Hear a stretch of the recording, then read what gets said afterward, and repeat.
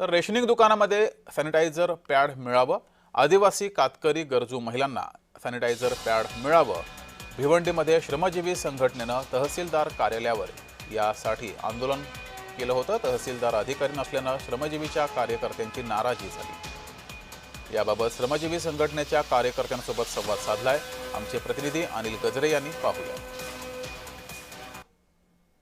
भिवंडी श्रमजीवी संघटनेचा महिलांचा मोर्चा असून महिला मोर्चाला तहसीलदाराच्या गेटवरती पोलिसांनी त्यांना अडवल्यानंतर श्रमजीवी संघटनेचे कार्यकर्ते रोडवरती बसलेले आपण पाहू शकता। कशा पद्धतीने मोठ्या प्रमाणात महिला पुरुष असतील हे श्रमजीवी संघटनेचे कार्यकर्ते सर्वच इथे जमा झाले। आपण जाणून घेऊया काही कशासाठी तुम्ही इथे बसले आहेत। हा ताई, काय सांगाल, तुम्ही इथे बसलेले आहात, काय सांगाल? आमचा मोर्चा हा शिस्तीमध्ये आतमध्ये चालला होता। महिलांच्या आरोग्यासाठी आमचा हा मोर्चा आहे, पण हे लोक आम्हाला आतमध्ये जाऊन देत नाही, म्हणून आम्हाला रोडवर बसायची वेळ आली। नक्की तुमच्या मागण्या कुठल्या होत्या?